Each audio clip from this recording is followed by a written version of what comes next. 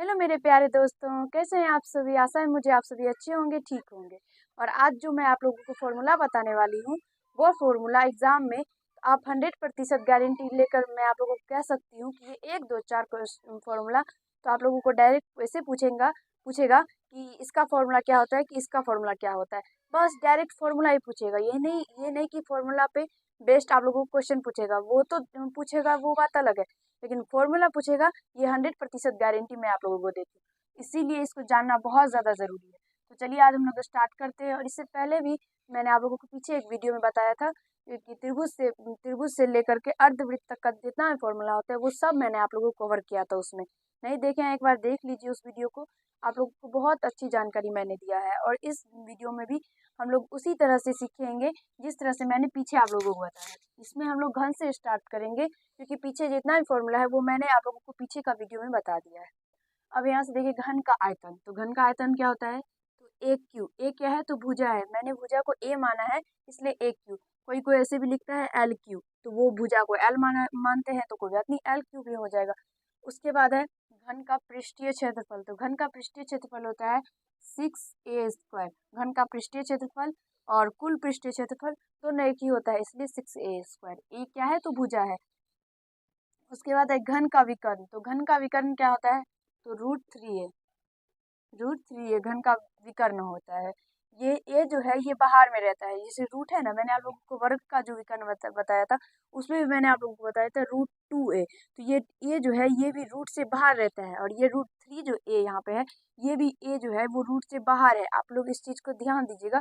बहुत जगह ऐसे होता है क्या, जो मान लीजिए अगर ये पूछ दे हम लोगों को जो घन का विकर्ण क्या होता है, तो अगर ए नंबर में ऐसे करके अगर दे दिया जाएगा तो आप लोग अगर मार देंगे, क्योंकि ये तो रूट के अंदर में है, लेकिन ए जो है वो रूट के बाहर रहता है। इसलिए कंफ्यूजन ना हो, इसलिए अच्छे से लिखिएगा, अच्छे से देखिएगा। उसके बाद आप लोगों को निशान लगाना है सही का।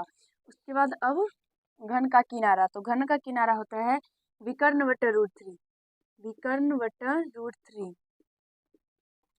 उसके बाद है घन के पार्श्व पृष्ठीय क्षेत्रफल। घन का पार्श्व पृष्ठीय क्षेत्रफल क्या होता है, 2 गुना H into L plus B। या तो आप लोग वैसे भी कहते हैं, कह सकते हैं 2 × L + B × H। यानी H को इस साइड हम लोग लिख दिए, या इस साइड कोई फर्क नहीं पड़ता, ऐसे भी लिख सकते हैं, वैसे भी लिख सकते हैं। ये L जो है वो लंबाई है, ये B जो है वो चौड़ाई है, और ये H जो है वो ऊंचाई है। सॉरी, ये घनाभ का होता है, ये घन का नहीं होता है। घन का पार्श्व पृष्ठीय क्षेत्रफल होता है 6a²। इसमें भी 4a²। घन के पार्श्व पृष्ठीय क्षेत्रफल 4a² होता है। ये जो है वो क्या होता है, तो भुजा है। ये ए क्या है, तो भुजा है। और मैंने देखिए यहाँ पे एक मिस्टेक हो गया हम लोगों का, वही जो अभी मैंने आप लोगों को फॉर्मूला बता दिया था, वो घनाभ का होता है। और हम कैसे समझ गए, क्योंकि घन का जो है वो जितना भी भुजा होता है वो सब बराबर होता है, क्योंकि घन जो है वो वर्गाकार होता है। आप सभी को ये बात पता होगा कि घन वर्गाकार होता है।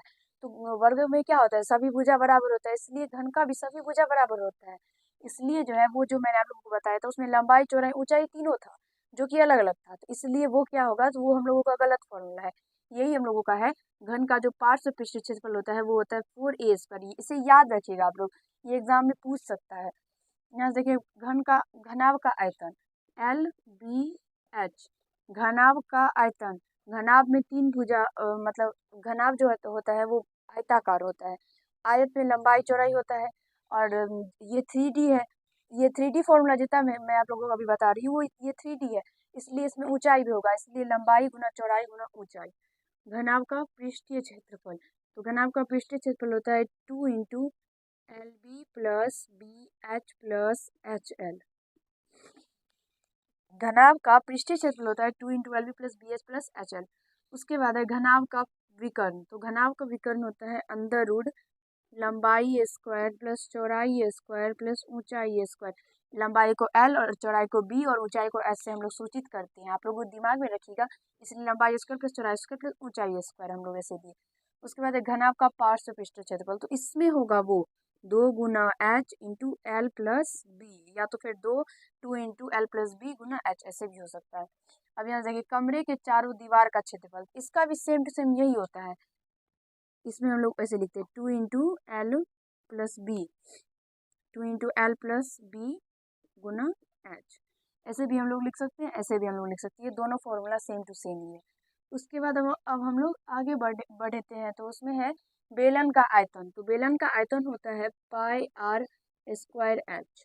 बेलन का पृष्ठीय क्षेत्रफल होता है 2 pi R H.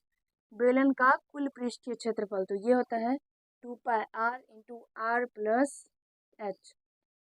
2 pi R into R plus H. इसमें किसी किसी में 2 छोड़ देगा, किसी किसी में आर छोड़ देगा, आप लोग को ध्यान रखना है। और कहीं कहीं तो ये एच की जगह पे एल भी रहता है, इसलिए आप लोग ध्यान से इसको इसमें जो है देख के उसके बाद आप लोग सही का निशान लगाइएगा।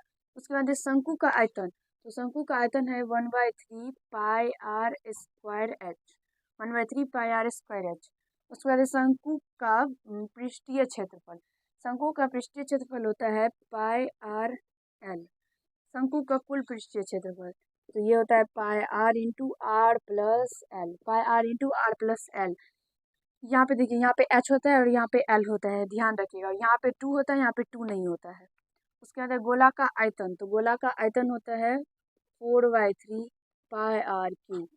गोला का पृष्ठीय क्षेत्रफल तो ये होता है 4 पाई आर स्क्वायर।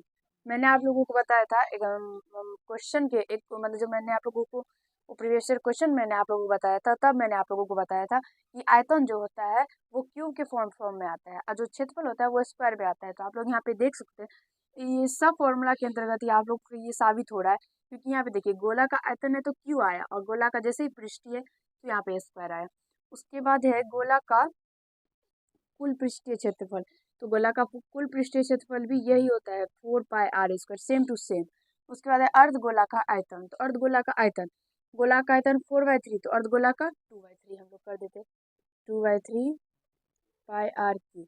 उसके बाद है अर्धगोला का पृष्ठीय क्षेत्रफल। तो अर्धगोला का पृष्ठीय क्षेत्रफल क्या होता है? तो अर्धगोला का पृष्ठीय देखिए, पूरा जो गोला होता है यानी उसका पृष्ठीय क्षेत्रफल क्या होता है 4 पाई आर स्क्वायर। तो अर्धगोला है तो 2 पाई आर स्क्वायर। उसके बाद है अर्धगोला का कुल पृष्ठीय क्षेत्रफल। तो कुल पृष्ठीय क्षेत्रफल है तो इसका भी आधा करेंगे तो 2 पाई आर स्क्वायर आता है, लेकिन कुल है तो इसलिए हम लोग 3 पाई आर स्क्वायर दे देते हैं। इस तरह से आप लोग याद रखिएगा और अच्छे से समझने का प्रयास कीजिएगा कि कैसे होता है।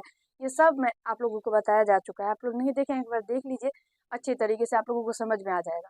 अगर ये वीडियो आप लोगों को अच्छा लगा हो और कुछ सीखने को मिला हो तो ज़रूर इस वीडियो को लाइक कर दीजिएगा, कैसा लगा एक कमेंट कीजिएगा। और यदि आप लोग चैनल पे नए होंगे तो चैनल को जरूर सब्सक्राइब कर लीजिएगा। आज इस वीडियो में हम लोग इतना ही करेंगे, अगले बार फिर से हम लोग कोई नया कंसेप्ट जो होगा वो लेके आएंगे।